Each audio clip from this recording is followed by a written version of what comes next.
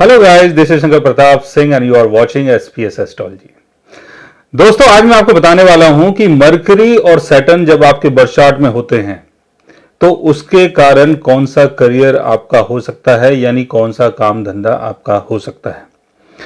क्योंकि बहुत सारे लोगों के चार्ट में ऐसा योग बनता है कि मरकरी सैटर्न एक साथ आपके बर्थ चार्ट में प्लेस्ड हैं और कई बार आप काम धंधे के बारे में बहुत ट्राई करते हैं लेकिन कुछ काम बनते नहीं हैं। और कुछ लोगों के काम ऐसे होते हैं कि उन्होंने अपना काम स्टार्ट किया और सीधा दिन दुगनी रात चौगनी तरक्की मिलनी शुरू हो जाती है। तो उसके पीछे जो रीजन है वो यही है कि आपने सही काम को चूज किया है। लेकिन मरकरी सैटर्न अगर आपके बर्थ चार्ट में एक साथ होते हैं तो कहीं ना कहीं ये आपकी मरकरी की चीजों को भी डिले कर देते हैं, क्योंकि सैटर्न हमारा कर्मा है और जब तक हम अपने काम को लेके परफेक्ट नहीं होते हैं तो हमारा काम नहीं होता है। तो सैटर्न जिस प्लेनेट के साथ बैठता है उस प्लेनेट से संबंधित चीजों का हम काम करते हैं, क्योंकि ये हमारा कर्मा बन जाता है। अब बात करते हैं कि मरकरी और सैटर्न अगर एक साथ आपके बर्थ चार्ट में प्लेस्ड हो तो क्या होगा। देखिए, इसमें बहुत सारी चीजें हैं। इसमें पहले तो आप ये समझें कि आपका शनि क्या है। शनि आपका कर्म है, आपकी ड्यूटी है। जिस कर्म को करने के लिए आपका जन्म हुआ है वो आपका शनि है। और शनि का जो मालेफिक असर है वो आप लोग जानते हैं कि 35 की एज तक रहता है। शनि चीजों को डिले कर देता है और शनि किसी भी काम को प्रॉपर तरीके से जब तक सीखता नहीं है तब तक उस काम में आपको सफलता देता नहीं है।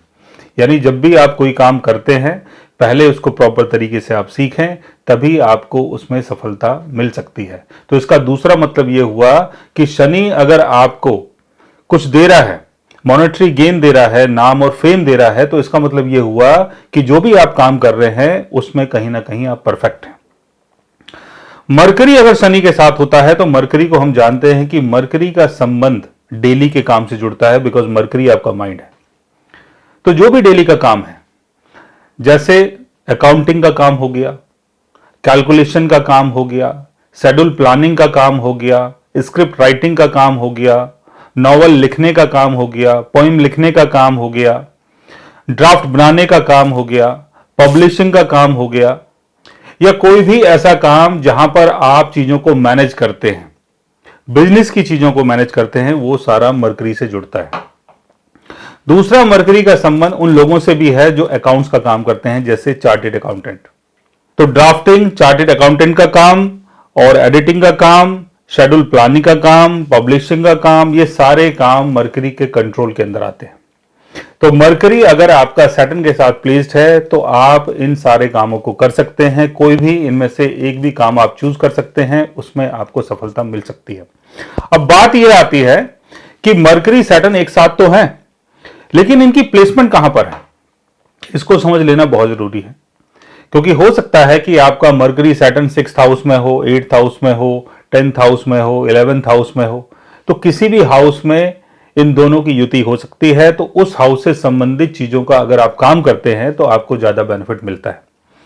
जैसे एग्जाम्पल के तौर पे मरकरी और सैटर्न अगर आपके फर्स्ट हाउस में है तो ये सारी क्वालिटीज आपके अंदर आ जाती है कि आप एक अच्छे राइटर बन सकते हैं, एक अच्छे नॉवलिस्ट बन सकते हैं, एक अच्छे एडिटर बन सकते हैं, एक अच्छे पब्लिशर बन सकते हैं, क्योंकि सारी क्वालिटी आपके अंदर आ चुकी है, एसेंडेंट में आ चुकी है।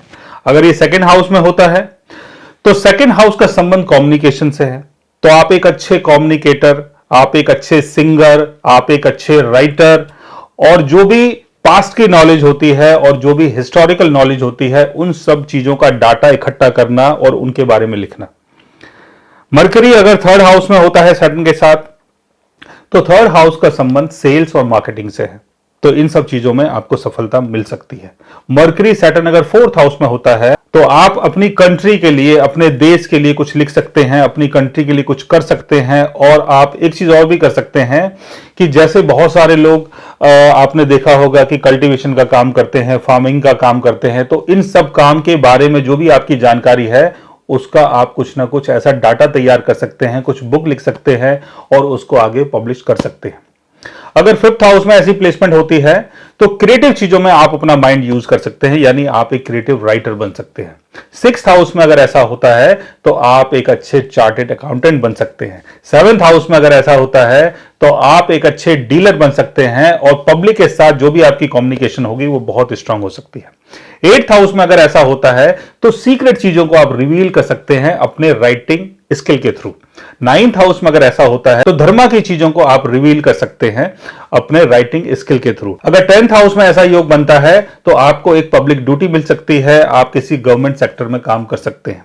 11th हाउस में अगर ऐसा योग बनता है तो जो भी अर्निंग के सोर्सेज होते हैं, चाहे जितने भी लोगों के अर्निंग के सोर्सेज होते हैं, उन सब सोर्सेज को मैनेज करना या उनको उसके बारे में बताना।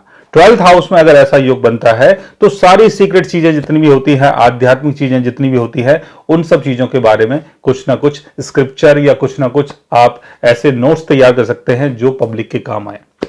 तो सैटर्न और मरकरी अगर आपके बर्थ चार्ट में कहीं भी प्लेस्ड होते हैं तो किसी ना किसी तरीके से आपको बेनिफिट देते ही हैं, और ये दोनों आपस में बहुत अच्छे फ्रेंड भी हैं। लेकिन इसके साथ साथ आपको एक दो चीजें और भी देखनी है कि मरकरी और सैटर्न की प्लेसमेंट कौन सी राशि में। मरकरी आपका एक्सल्टेशन में है, मरकरी आपका डेबिलिटेशन में है, सैटर्न आपका एक्सल्टेशन में है, सैटर्न आपका डेबिलिटेशन में है, या कौन से साइन में इसकी प्लेसमेंट है। दूसरा, साइन के लॉर्ड की प्लेसमेंट को भी समझना है। अगर उस पर्टिकुलर साइन के लॉर्ड की प्लेसमेंट ठीक नहीं है तो मरकरी सैटर्न का योग आपको ज्यादा बेनिफिट नहीं देता है। लेकिन मरकरी सैटर्न जिस हाउस में बैठे हुए हैं, अगर मरकरी अपने एक्सल्टेशन में है, सैटर्न उसके साथ बैठा हुआ है, तो आपको अपने काम धंधे से बहुत ज्यादा बेनिफिट होता है। और अगर सैटर्न अपने एक्सल्टेशन में है, मरकरी उसके साथ बैठा हुआ है, तब भी आपको बहुत ज्यादा बेनिफिट होता है। तो यहां पर आपको यह समझ लेना है कि मरकरी और सैटर्न जिस हाउस में बैठे हुए हैं उस हाउस के लॉर्ड की प्लेसमेंट कैसी है। अगर उस पर्टिकुलर हाउस के लॉर्ड की प्लेसमेंट ठीक नहीं है, वो अपने रेट्रोगेशन में है, कंबशन में है, वीक पोजीशन में आ जाता है, या केतु या राहु के साथ प्लेस्ड है, तो आपको काफी स्ट्रगल करने के बाद भी सफलता नहीं मिलती है और आपके करियर में आपको काफी ज्यादा मेहनत करनी पड़ सकती है। सो गाइस, आज मैंने आपको बताया मरकरी और सैटर्न के योग के बारे में कि मरकरी सैटर्न अगर आपके बर्थ चार्ट में होते हैं तो कौन सा करियर आपको चूज करना चाहिए। अगर आप भी जानना चाहते हैं अपने मरकरी और सैटर्न के बारे में तो उसके लिए आप हमारे चैनल को सब्सक्राइब कर सकते हैं। और अगर आप हमसे बात करना चाहें, कंसल्ट करना चाहें, पर्सनली हमसे मिलना चाहें, तो आप हमारी वेबसाइट के थ्रू, हमारे ऐप के थ्रू हमसे मिल भी सकते हैं, बात भी कर सकते हैं, और गाइज आप हमसे कंसल्ट भी कर सकते हैं। So guys, take care, love you all and good bye.